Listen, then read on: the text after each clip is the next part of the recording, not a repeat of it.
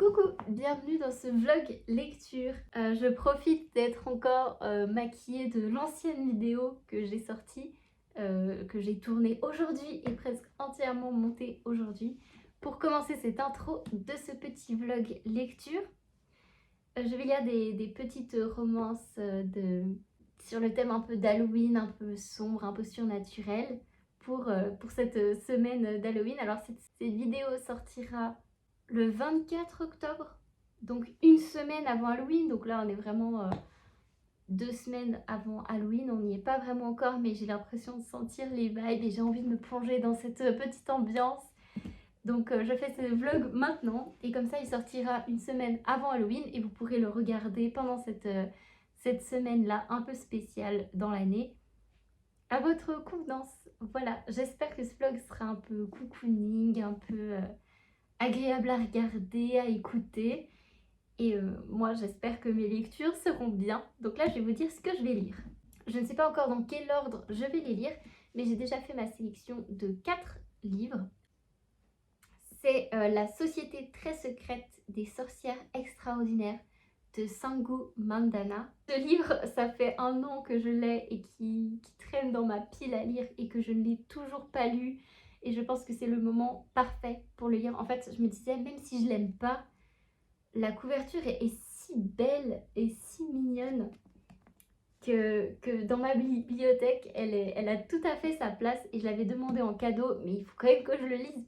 Donc, on va lire ce livre, comme ça on va être tout cosy. Les commentaires, j'ai encore le commentaire de Payot qui est noté dessus. C'est marqué « Le roman est comme une couverture toute douce dans laquelle on s'enroule pour lire au coin du feu. » Donc vraiment, je pense que c'est exactement cette ambiance-là. Donc voilà, je vais enfin le lire, après tout ce temps. Ensuite, on va lire un peu d'humour, mais un peu glauque, enfin pas glauque, de l'humour un peu sanglant, un peu gore, je crois. Assistant to the Villain de Anna Nicole Maurer. Et donc c'est une assistante qui va assister un méchant de conte de fées un peu, ou un truc comme ça, et il fait des trucs pas très gentils, et c'est très what the fuck dans son ambiance, je crois. Je sais pas du tout trop comment ça va se passer, donc je vous dirai ce que j'en pense et comment se passe cette lecture. Ensuite, on a Mienne sera la nuit de Léanore Larc. C'est une histoire de vampire, je crois, où elle, c'est une vampire, et puis il y a un humain, un mec humain, avec qui il y aura une petite histoire d'amour, donc un reverse humain. Ah, je me suis collée au truc. Un reverse humain et vampire. Donc normalement, c'est le vampire, c'est le mec, et la fille, c'est l'humaine, mais là, c'est l'inverse. Voilà, on verra ce que ça donne. Et enfin, Gothicana. J'avais envie d'un truc dans un manoir. Gothicana est aussi dans ma pile à lire depuis 1 an. Je crois qu'il est sorti l'année passée. J'avais envie de le lire et je ne l'avais pas fait. Donc c'est l'occasion maintenant. Gothicana de Runix. Ça se passe dans un manoir. C'est une espèce de remake de La Belle et la Bête. Un truc comme ça, un peu Dark Academia. Et j'avoue que les Dark Academia, j'en ai pas beaucoup lu dans ma vie. On se retrouve donc dans ce vlog d'automne slash Halloween automne de lecture. Mon tout premier vlog de lecture. Ok, voilà, bisous, c'est parti, on se retrouve. Something I never thought I needed. Something I never thought I'd have. As if they are too hard to believe in. Moment I ever called them mine. I knew exactly what I was calling. I knew exactly what to say. There will be nothing to get over if I just let it slip away. So I guess I'll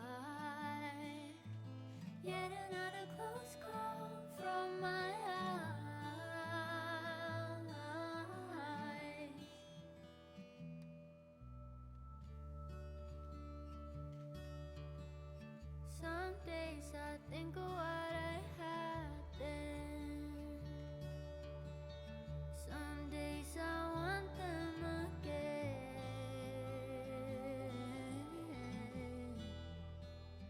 We were happy.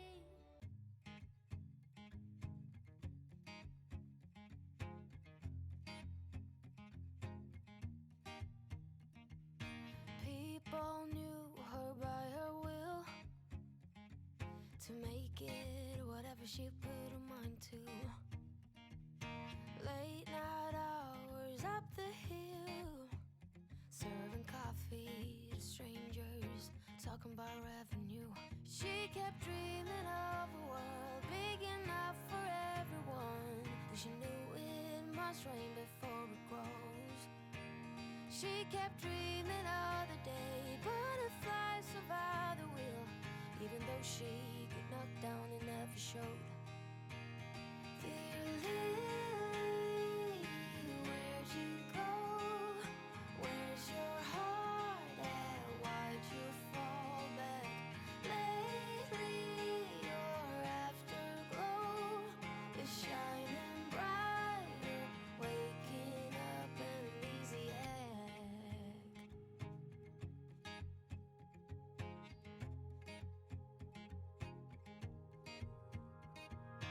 I remember her in songs, decades old, but it doesn't matter. Stumble across some memories, try to recall before they all shatter.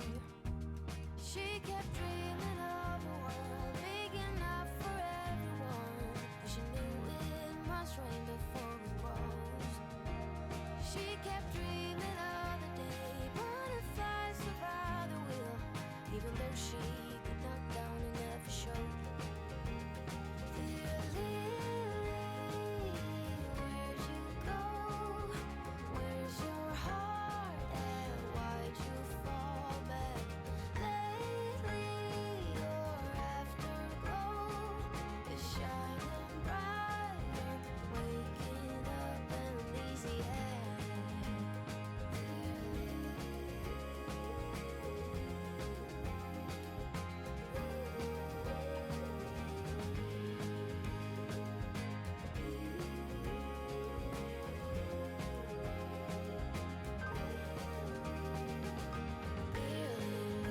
Where did you go? Where's your heart at? Why did you fall back? Lately your afterglow is shining brighter.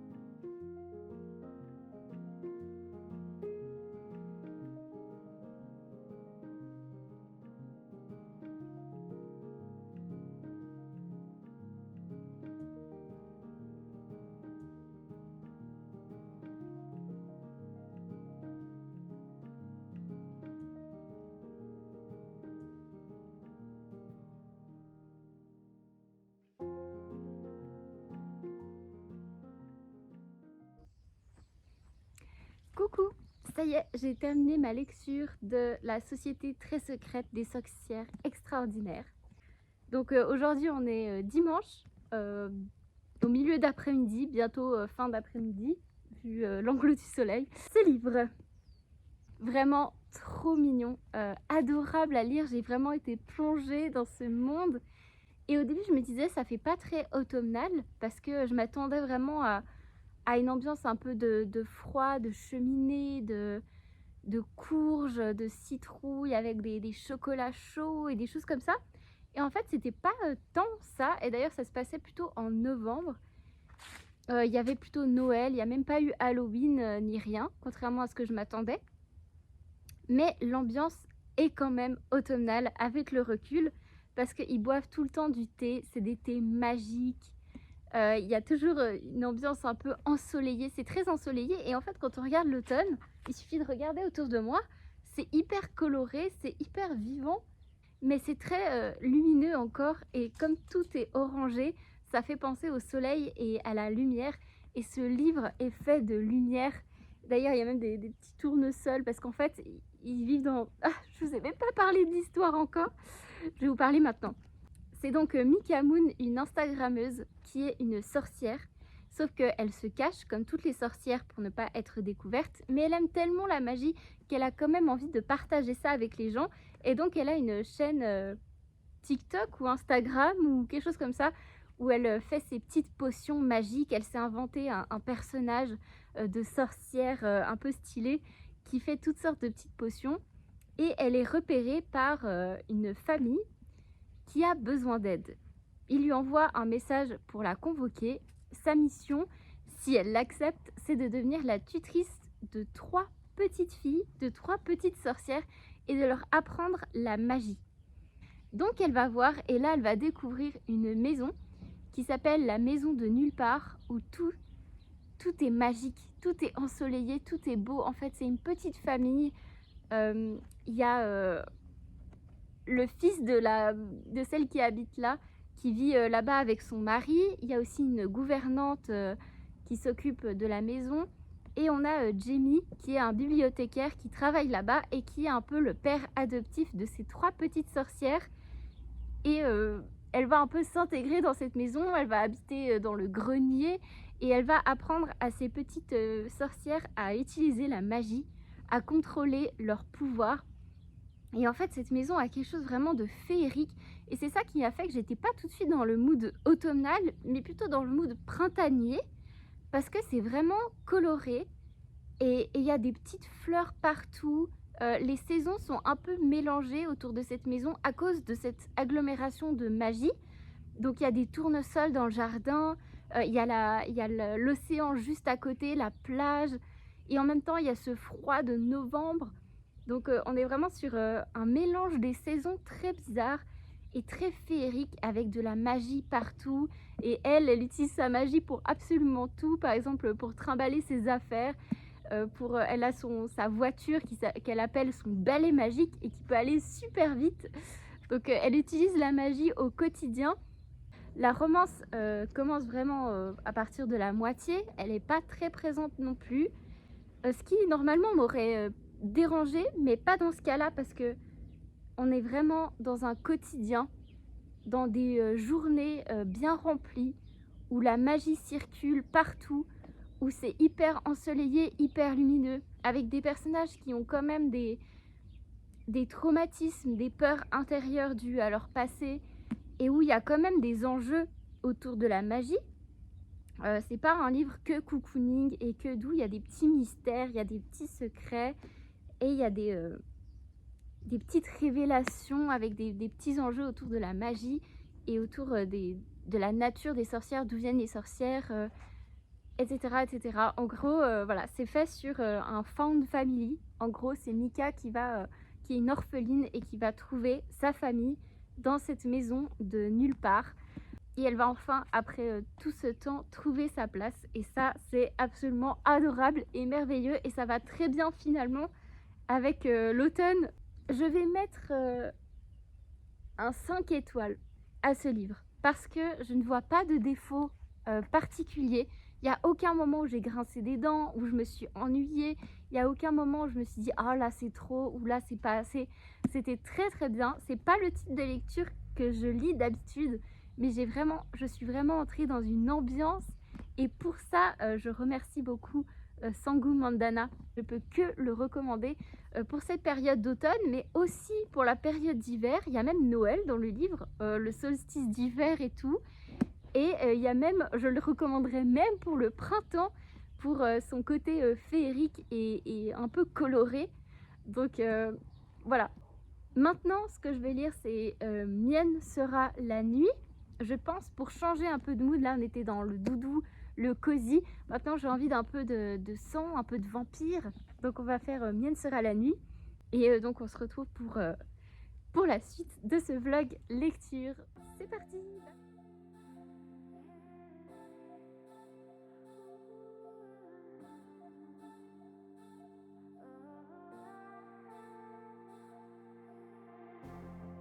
In the quiet of the night, my head's going so loud. It sounds just like a party. Thoughts spin around like shadows they cast.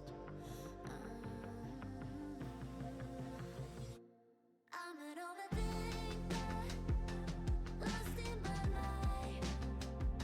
I'm always searching for answers I'll never find. That's every moment, every choice I make, caught in a cycle, can't catch a break.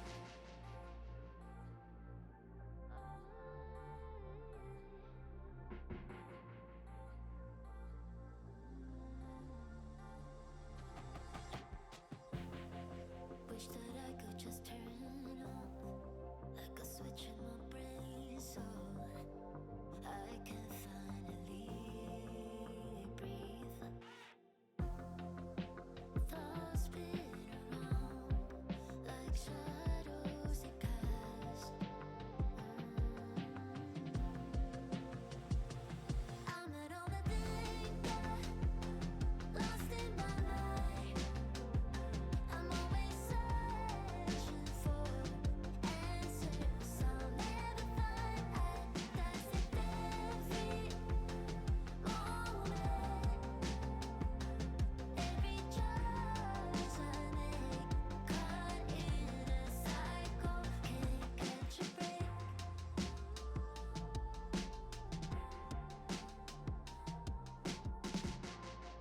Ooh, maybe one day and I'll pay attention to myself. I'd rather pay attention to you. I'm an overthinker, lost in my life. I'm always searching for answers I'll never find. That's every moment, every choice I make, caught in a cycle, can't catch a break.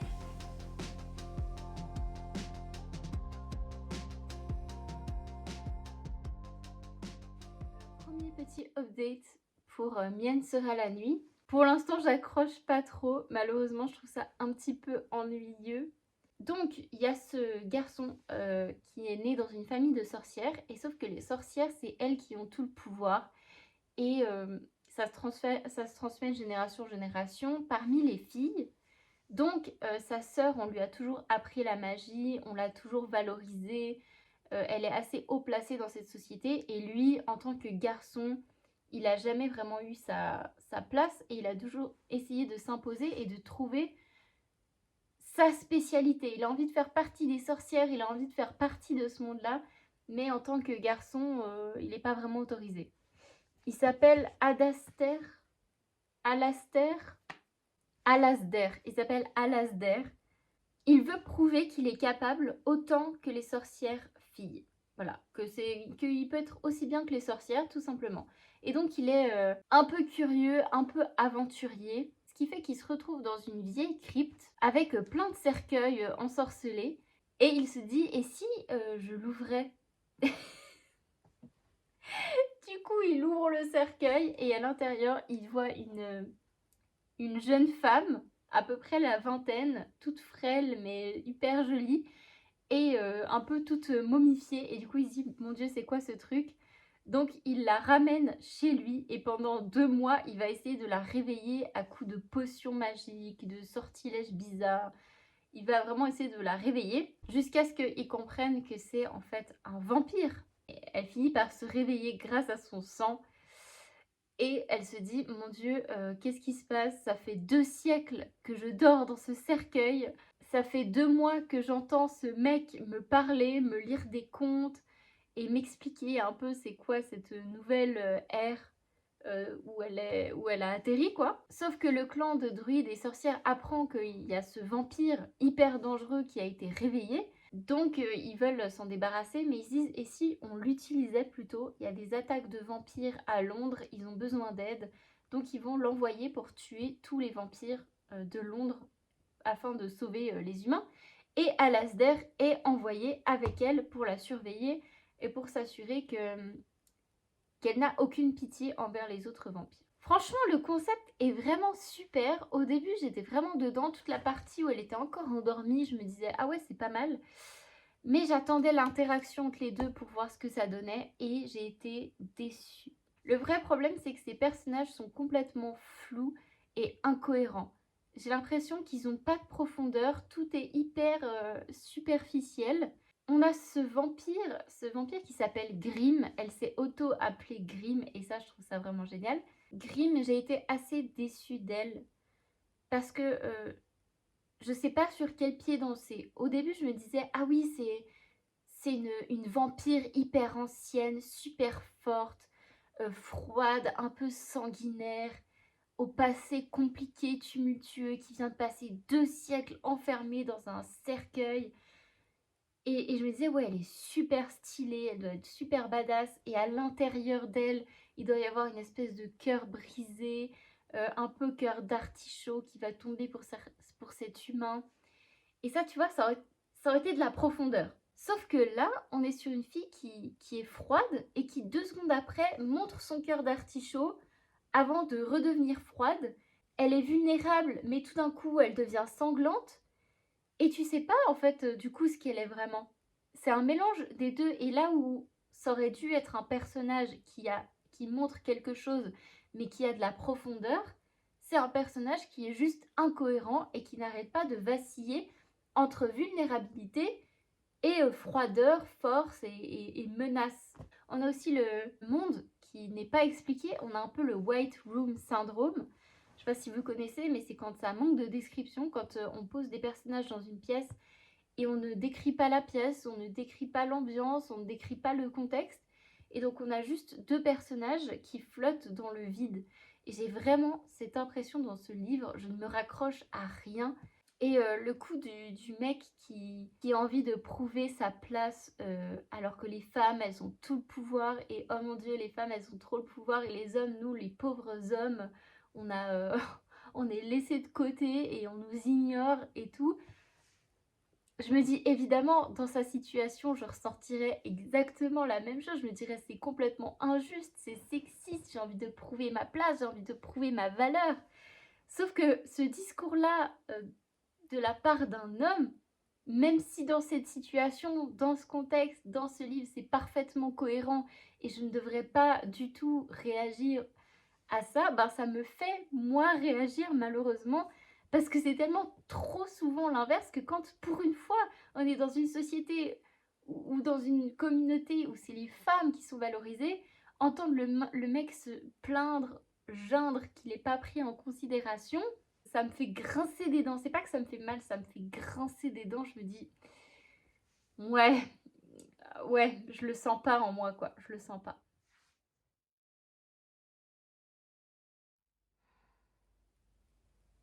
J'ai un exemple de truc d'incohérence que j'aime pas, qui est vraiment un détail. C'est vraiment un détail, c'est pas important, mais il y a que ça tout le temps, donc ça devient important. J'ai un exemple, attendez. Là, c'est un flashback.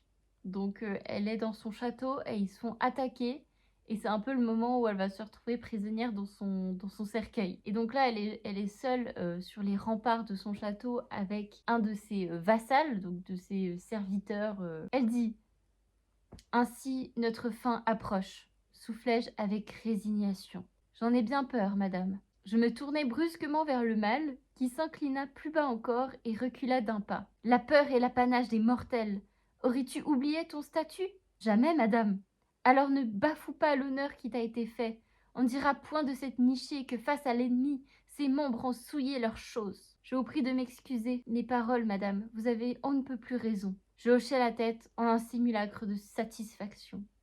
Pour être honnête avec moi-même, je n'avais qu'une envie, descendre dans la crypte et attendre ma fin auprès de mes sœurs. Et blablabla, blablabla. Et en fait, c'est quoi le problème là-dedans, dans ce petit détail? Déjà, elle dit avec résignation que leur fin est proche. La meuf, elle baisse les bras, ça a même pas commencé, la bataille a pas commencé, elle a déjà baissé les bras.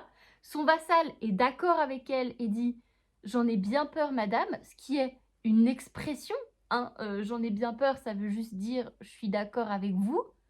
Et la meuf, elle pète un plomb en mode t'as pas intérêt à avoir peur parce que c'est pas notre genre. Sauf qu'elle vient de baisser les bras alors que ça a même pas commencé et que le mec il est juste d'accord avec elle, c'est tout. Il parlait même pas de peur en mode oh, j'ai trop peur, on va tous se faire tuer. C'était une expression.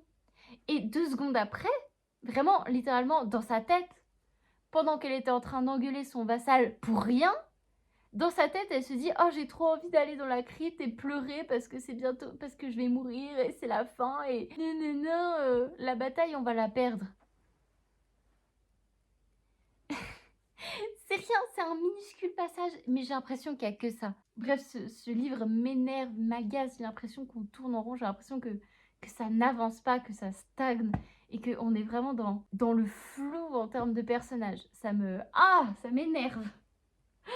Je retourne à ma lecture. On est mercredi matin et hier soir j'ai terminé Mienne sera la nuit. Mon avis sur le livre n'a pas changé entre temps. Et donc pour moi ça reste un livre qui n'est tout simplement pas fait pour moi. Je vous conseille de vous faire votre propre avis sur ce livre parce que je sais que d'autres personnes l'ont aimé. Donc ne prenez pas que mon avis en considération. Mais pour moi c'était pas exceptionnel et j'ai jamais réussi à m'accrocher à cette histoire tout simplement. Et même il y a eu un coup de grâce à la fin durant l'épilogue qui était pas du tout utile et qui m'a en plus encore enfoncé.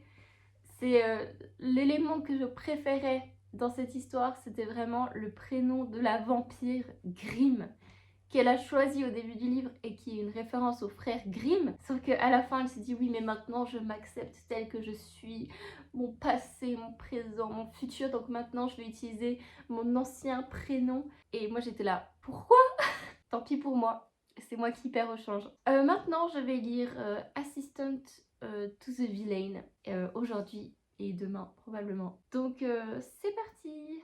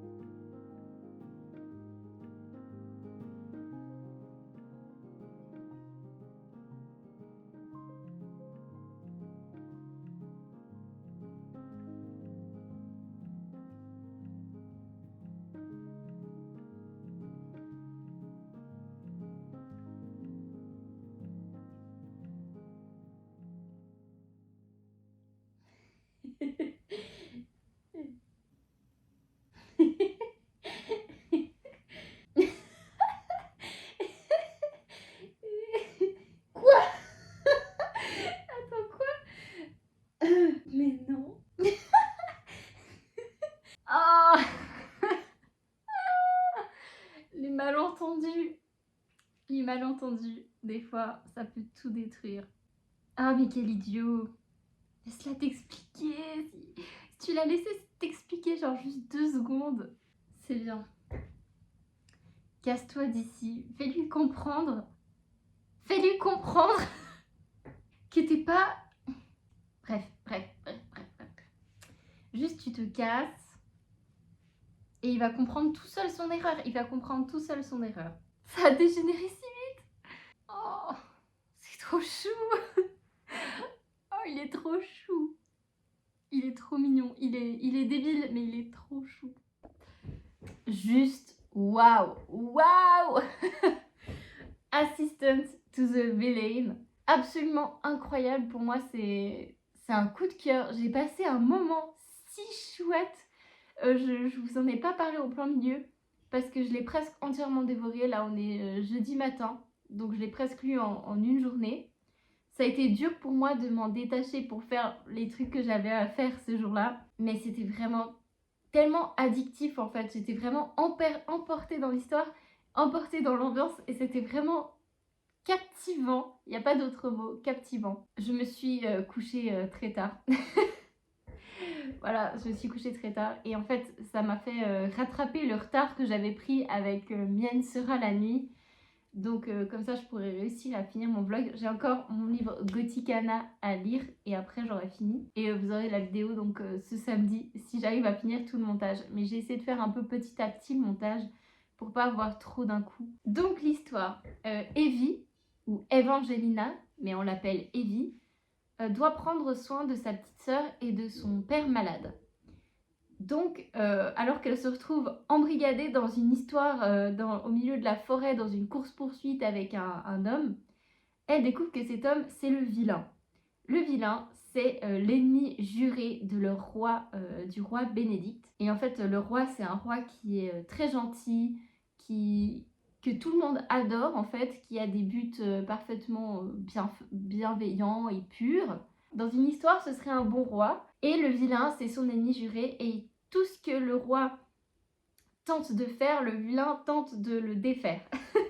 Et donc, quand elle tombe sur le vilain dans la forêt, et qu'elle commence à déblatérer sur le fait qu'elle a besoin d'un job, et qu'elle a absolument pas l'air effrayée par une course-poursuite, qu'elle se fait blesser et n'en a presque rien à faire, et que elle n'est pas du tout perturbée de se retrouver face au vilain, elle est juste fascinée parce qu'elle s'attendait pas à ce qu'il soit aussi beau, et d'ailleurs elle le lui dit, et ben lui il décide de l'engager. L'histoire commence 4 mois plus tard, ça fait 4 mois qu'elle travaille pour le vilain. Evie c'est une personne hyper joyeuse, ou en tout cas hyper optimiste, disons. Dès qu'elle voit quelque chose, elle voit toujours le bon côté des choses. C'est sa personnalité intrinsèque de voir le verre toujours à moitié plein, même quand il est presque vide. Quand elle travaille pour le vilain, c'est la même chose. Sa capacité en fait à voir toujours le côté positif fait que face aux crimes horribles du vilain, à ses meurtres, à ses tortures, à ses plans machiavéliques, à ses vols, à ses mensonges, enfin bref, à tout, elle a la réaction de « je vois le bon côté des choses ». Par exemple, oh, il y a un cadavre dans son bureau qui est en train de se vider de son sang. Mais je me rappelle que hier, ce mec jetait des petits cailloux sur les canards. Donc, il le méritait. Les canards seront en sécurité. Genre vraiment, cet esprit de je prends les choses à la légère parce que je vois les choses positivement et que je suis dans un job qui me permet de nourrir ma famille avec un patron qui est parfaitement respectable avec moi. Donc cette histoire se passe vraiment dans une espèce de workplace. C'est le trope patron-employé. Donc on a le chef, c'est le vilain, qui vit dans son manoir, le manoir de l'enfer, je crois que ça s'appelle, et qui a son assistante qui doit s'occuper de tout. Mais il n'y a pas que ces 2 personnes dans ce manoir. En fait, c'est toute une entreprise. C'est un peu tous les codes de l'entreprise moderne, mais dans un monde médiéval magique. Parce qu'en fait, il y a des lutins, il y a des ogres, il y a de la magie, il y a de temps en temps des cadavres et des têtes pendues au plafond qui annoncent une mauvaise journée de travail parce que le boss, il est pas content. Et donc l'ambiance est un est un peu loufoque et un peu burlesque. L'histoire, c'est tout simplement que tous les plans du vilain commencent un peu à tourner au fiasco et il comprend pas pourquoi. Et en fait, il commence à penser qu'il y a peut-être un traître, un espion du roi Bénédicte parmi ses rangs. Et ça le rend complètement fou. Donc, il va s'adresser à la seule personne en qui il a confiance, c'est-à-dire Sage. Sage, c'est donc Evie, Evie Sage, mais il l'appelle par son nom de famille. Après, pour l'histoire d'amour, c'est vraiment Grumpy Sunshine. Mais ce qui est drôle, c'est que c'est pas... Comme d'habitude. D'habitude, c'est ça. Ils tombent amoureux, ils passent des moments ensemble, et puis ils se rapprochent, et puis ils s'embrassent, et puis après ils admettent leurs sentiments.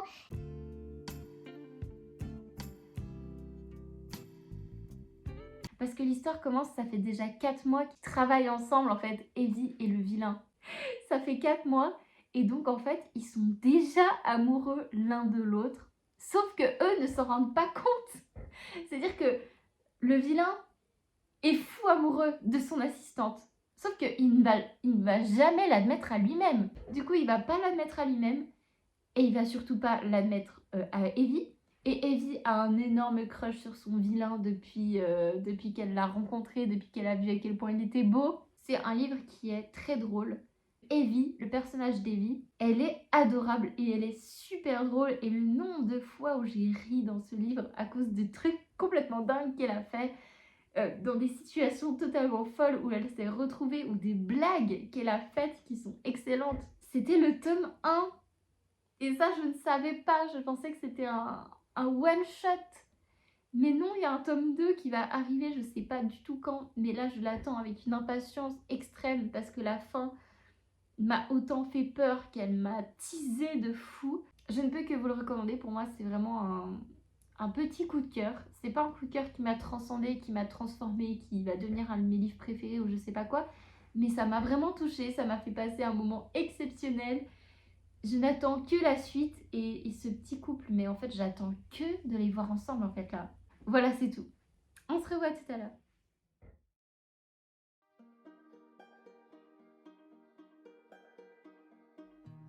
You know that I lie when I say that I'm fine, 'cause you know me like that. You know me better than anyone I know.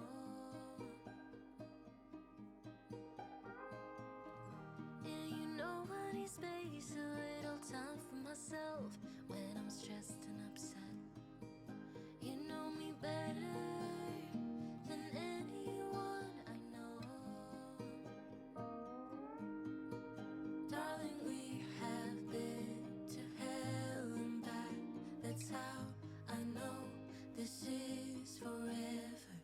All the years, every single tear, all the regrets and promises, all the fuck-ups, breakups, bumps in the road, we've been until we break.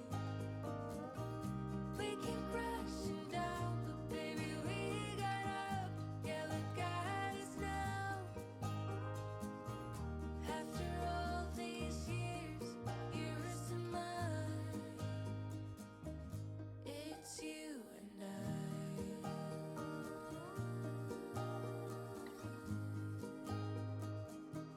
It's you and I.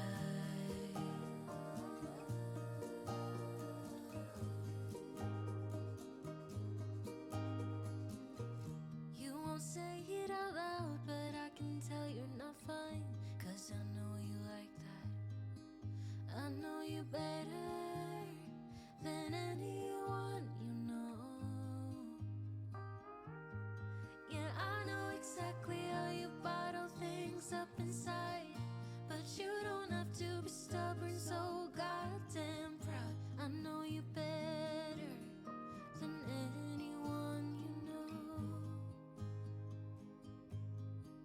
Darling, we have been to hell and back. That's how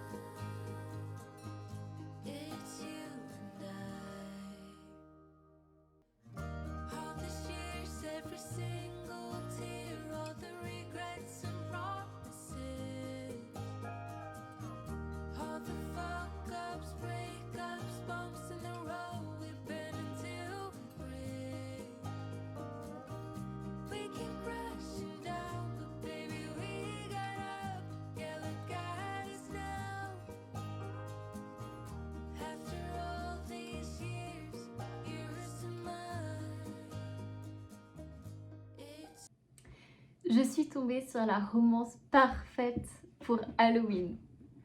Alors, il y a un petit avertissement au début de Gothicana qui laisse supposer que c'est une dark romance. Mais là, je suis à 30% du livre et je ne vois pas encore le côté dark romance, à part que l'univers, l'atmosphère et l'environnement est très obscur, très mystérieux, et que ça ressemble un peu à une espèce de livre horrifique slash thriller. Mais c'est encore tout léger, donc pour l'instant le côté vraiment dark romance, je le vois pas pour l'instant.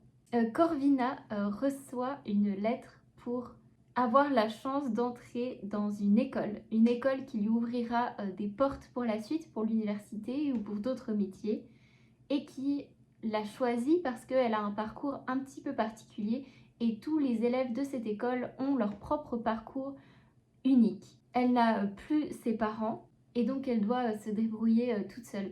Elle est très attachée à des pratiques ésotériques. Sa mère était vraiment très portée sur le spirituel, sur l'écoute de ses ressentis profonds. Elle faisait du tarot, etc. Donc sa fille a hérité de la même chose et d'ailleurs depuis toujours elle entend des voix, surtout une voix en particulier qui lui donne des conseils de temps en temps. Et elle entend parfois des voix et elle ignore elle-même si c'est spirituel, des fantômes ou autre, ou si ça vient d'une maladie mentale héréditaire ou quelque chose comme ça.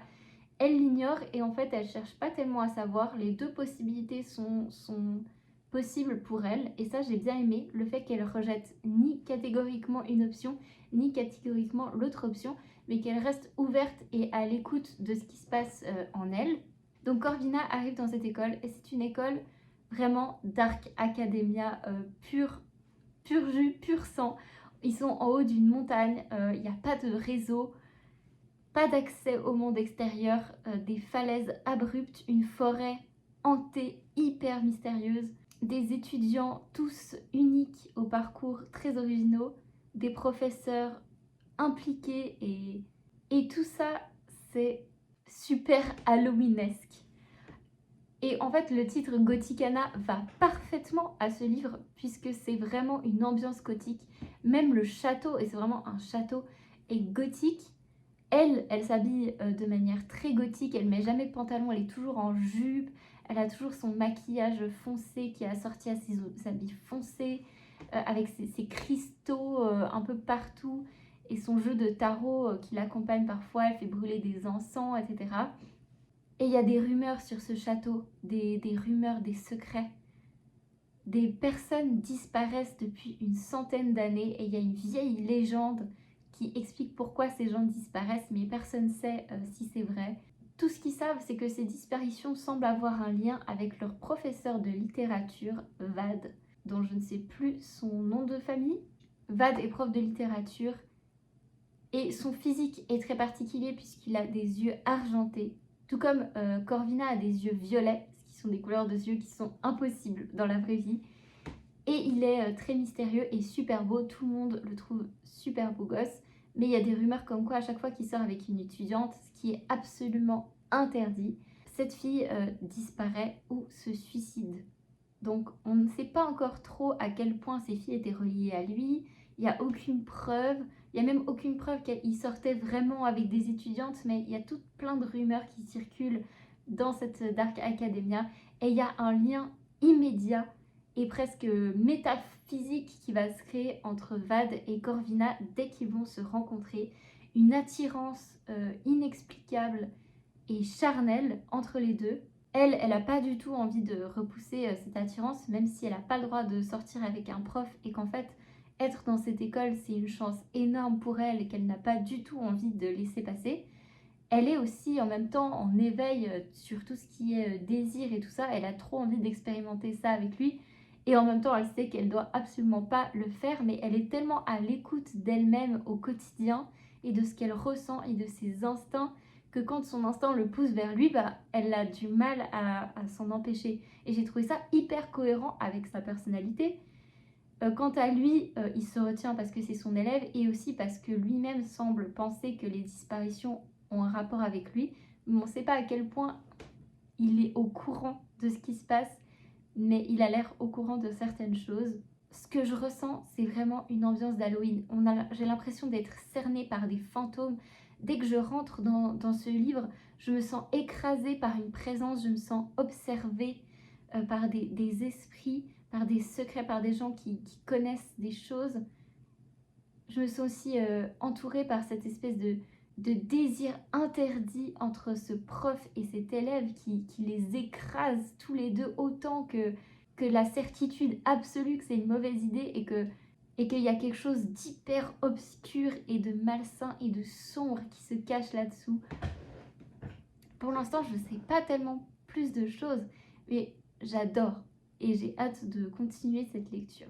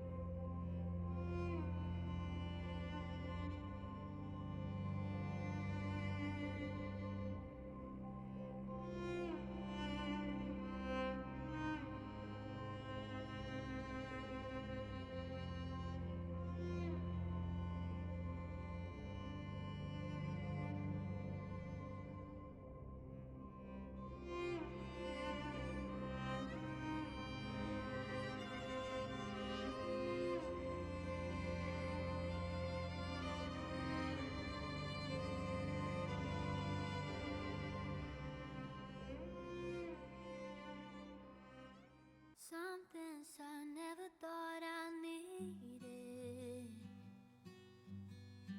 Some things I never thought I'd have. As if they are too hard to believe in. The moment I ever called them mine, I knew exactly what I was calling. I knew exactly what to say.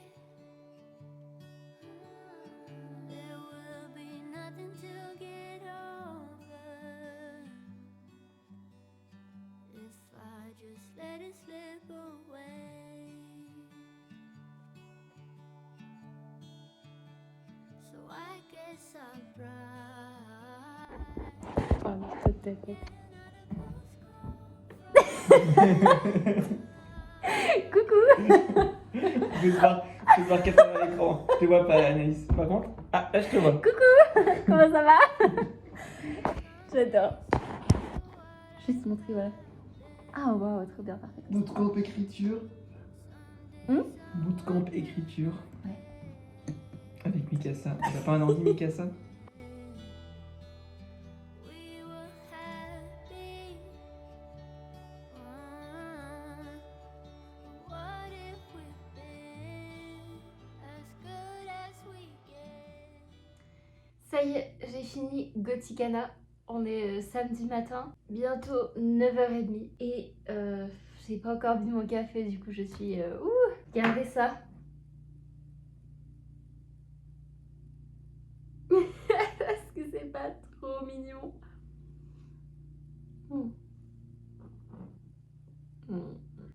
Je peux pas vraiment vous en dire plus sur Gothicana sans vous spoiler en fait, parce que vraiment le livre tourne autour du mystère, de la frontière entre maladie mentale et surnaturel. Ce serait tragique de tout vous raconter ou de vous raconter certaines choses alors que ça se découvre. Donc lisez-le, surtout pour Halloween, c'est vraiment génial. C'est très immersif et surtout n'oubliez pas de lire les remerciements à la fin du livre où l'autrice nous explique d'où est venue son idée et je peux vous dire que ça vient d'une expérience personnelle et ça ajoute tout de suite un petit level. C'est un livre new adulte. Moi je ne considère pas ce livre comme une dark romance. Des sujets difficiles sont abordés et oui, ça fait un peu flipper, surtout si vous lisez ça la nuit. Hier soir j'étais dans mon lit, j'avais tout éteint et je lisais ça et j'avoue que j'avais assez peur. Mais c'est pas extrêmement flippant, hein. Si vous n'aimez pas avoir peur, c'est juste des petits frissons dans le dos, une appréhension, des petites sensations. Et je trouve que c'est vraiment le main thème de ce livre, c'est vraiment sensation. Être vraiment à l'écoute de son instinct, de son cœur et de là où te pousse le destin. Il y a vraiment une espèce d'idée de destin et il faut suivre la route qu'elle trace pour toi et avoir confiance. Et c'est ce que j'ai particulièrement aimé dans ce livre, c'est que avec une relation prof-élève, surtout quand c'est interdit, parfois on fait des tonnes sur le jeu du chat et de la souris, sur le jeu du froid et chaud. À un moment je te veux, la seconde d'après non c'est trop risqué. Ensuite je te veux de nouveau, mais après c'est trop risqué. Et ça, si c'est fait trop longtemps, ça a tendance à m'agacer parce que tu as envie de dire mais à un moment donné il faut se décider, soit c'est oui, soit c'est non. Et tourner autour du pot comme ça va 2 minutes, mais faire ça tout le livre, si c'est bien fait, ça va. Si c'est pas bien fait, ça devient agaçant. Là, nos personnages ont assez vite compris qu'ils pourraient pas lutter l'un contre l'autre et que cette relation, où qu'elle mènera dans l'avenir, était importante pour eux. Et donc, ils ont pas fait durer la chose trop longtemps et ils ont assez vite craqué et ils ont officialisé la chose dans leur esprit et l'un avec l'autre, et ça, moi, ça me plaît. Beaucoup de communication aussi. J'ai été étonnée puisque c'est très sombre et que le mec est censé être un peu obscur, mais il y a eu pas mal de communication, de bienveillance, où ils ouvraient leur cœur tous les deux, et ça m'a vraiment plu. Et il y avait des déclarations d'amour magnifiques, et ils ont toute une métaphore qu'ils ont construite pour imaginer dans leur esprit leur amour. Et ça aussi, c'est vraiment beau. Ça prouve que l'autrice, elle a vraiment la justesse des détails. Elle a la justesse des détails et même pour ce qui est du mystère autour de ce château, elle nous a apporté des réponses logiques et en même temps surprenantes. Et ça, c'est toujours un point positif pour moi d'être surprise, mais pas que la réponse sorte d'un chapeau. Ça, je déteste quand l'explication, elle sort du chapeau d'un magicien et que tu n'aurais pas pu le voir venir. Donc ça me plaît. Donc si vous avez un petit côté gothique, que vous êtes romantique et que les fantômes vous fascinent, n'hésitez pas à lire ce livre, surtout en période d'Halloween. Je pense qu'il n'y a pas de meilleure période que celle-là. Ceci conclut la fin de ce vlog lecture avec moi. J'ai vraiment eu de la chance sur ce vlog lecture. 3 livres exceptionnels, une petite déception peut-être, mais 3 livres géniaux en une semaine. J'ai vu des étoiles, j'ai passé de super moments et j'ai fait des petits films que vous avez pu voir qui m'ont permis de savourer l'automne et sa beauté. N'hésitez pas encore à profiter de l'automne tant qu'il y a des feuilles dans les arbres, parce qu'après toutes les feuilles seront tombées et la vie ne sera plus la même. Jolie aussi, mais plus la même. Je vais vous laisser, on se retrouve la semaine prochaine pour une nouvelle vidéo. Merci de m'avoir suivi jusque là. N'hésitez pas à mettre un commentaire, à activer la petite cloche des notifications et à vous abonner si cette vidéo vous a plu. Et voilà. Bye bye. Even though she got knocked down and never showed